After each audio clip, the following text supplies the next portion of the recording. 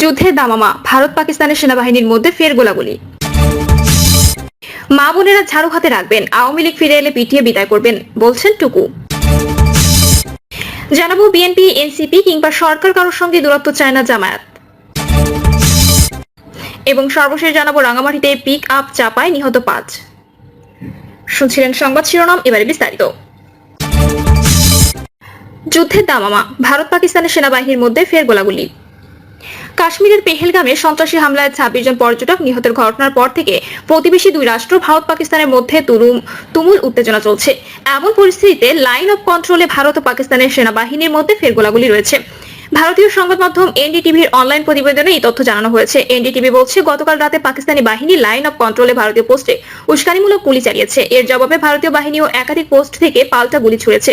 কর্মকর্তারা বলেছেন, ভারতীয় বাহিনী পাক গুলিবর্ষণের উপযুক্ত জবাব দিয়েছে। গত মঙ্গলবার কাশ্মীরের সন্ত্রাসী হামলার পর এ নিয়ে এলওসি বরাবর দুই দেশের বাহিনীর মধ্যে দ্বিতীয়বারের মতো গুলি বিনিময় হলো। এক বিবৃতিতে ভারতের সেনাবাহিনী বলছে, এতে এখনো পর্যন্ত কোনো হতাহতের খবর পাওয়া যায়নি। বিবৃতিতে বলা হয়েছে, 25 থেকে 26 এপ্রিল রাতে কাশ্মীরের নিয়ন্ত্রণ রেখা জুড়ে পাকিস্তান সেনাবাহিনীর একাধিক পোস্ট থেকে বিনা উস্কানিতে ছোট ছোট গুলি চালানো হয়। ভারতীয় বাহিনীও এর উপযুক্ত জবাব দিয়েছে, তবে এতে কোনো হতাহতের রিপোর্ট পাওয়া যায়নি। মা বোনেরা ঝাড়ু হাতে রাখবেন, আওয়ামী লীগ ফিরে এলে পিটিয়ে বিদায় করবেন বলছেন টুকু। বিএনপি জাতীয় স্থায়ী কমিটির সদস্য ইকবাল হাসান মাহমুদ টুকু বলেছেন, 5ই আগস্টের পর যারা আওয়ামী লীগের সঙ্গে আঁতাত করছে তাদের কোনো ছাড় দেওয়া হবে না। বিগত 16 বছর অনেক নির্যাতন, খুন ও গুম করেছে, তারাই আজ দেশ থেকে পালিয়েছে। এটাই আল্লাহর বিচার। তাই যতই চেষ্টা করুক, আগামী 40 বছরও আওয়ামী লীগের ক্ষমতায় আসার সুযোগ নেই। তিনি আরো বলেন, 16 বছর বিএনপি কথা বলতে পারেনি, এটাই ফ্যাসিবাদী আওয়ামী লীগ। মা বোনেরা ঝাড়ু হাতে রাখবেন, এরা আবার ফিরে আসতে চাইলে পিটিয়ে বিদায় করবেন।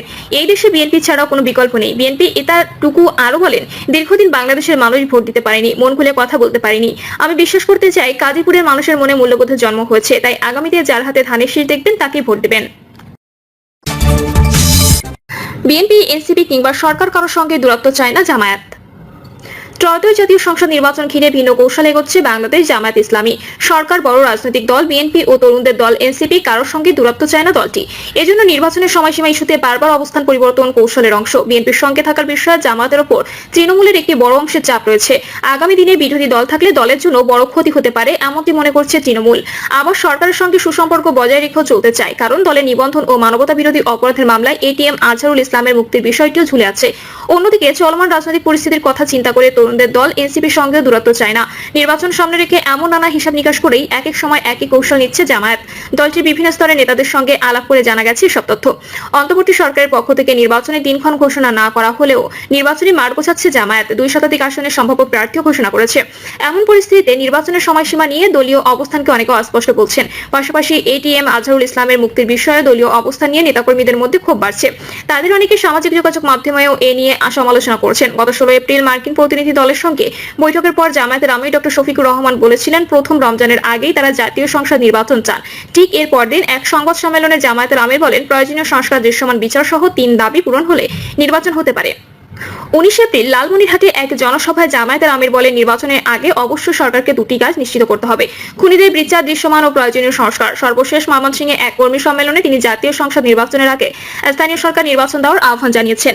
রাজনৈতিক বিশ্লেষকরা মনে করেন, জামায়াতের এখন সবচেয়ে গুরুত্বপূর্ণ হলো নিবন্ধন পাওয়া। অধিকাংশ আসনে সম্ভাব্য প্রার্থী ঘোষণা করা হলেও দলটি প্রতীক নিয়ে তেমন প্রচারণা করতে পারছে না, যা রাজনৈতিক মাঠে জামায়াতকে পেছন থেকে ফেলে দিচ্ছে। কৌশল হিসেবে এই সরকার বিএনপি ও এনসিপির সবার সঙ্গে সম্পর্ক রাখছে। এনসিপির সঙ্গে সম্পর্ক রাখার কারণ সরকারে তাদের প্রভাব আছে। সিনিয়র সাংবাদিক মাসুদ কামাল বলেন, জামায়াত একটি রাজনৈতিক দল, তারা দেখবে তাদের জন্য যেটা সুবিধা তারা সেই দাবিটা করবে।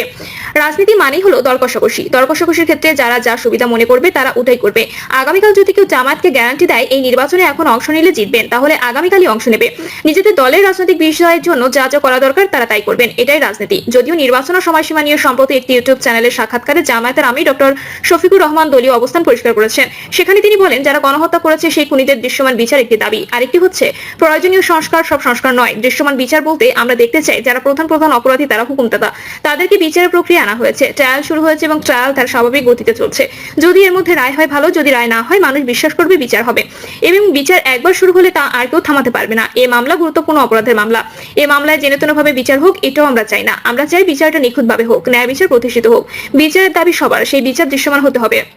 তিনি বলেন, সংস্কারের জন্য কতটুকু সময় লাগবে, নির্বাচন কখন হবে এটা নিয়ে কথা। প্রধান উপদেষ্টা বলেছেন, নির্বাচনের সম্ভাব্য তারিখ হচ্ছে ডিসেম্বর থেকে আগামী বছরের জুনের মধ্যে। এটা আমরা মনে করি।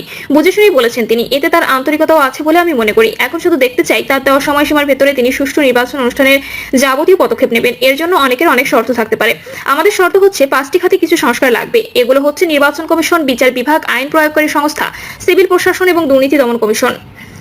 এই প্রয়োজনীয় সংস্কারগুলো করে যদি নির্বাচনে যাওয়া যায় তাহলে নির্বাচনটা অর্থবহ হবে এবং জনগণের মতের প্রতিফলন করবে। এছাড়াও কিছু সংস্কার আছে, সেগুলো পর্যায়ক্রমে হবে। একটা নির্বাচিত সরকার এসে তারা এর দায়িত্ব পালন করবে।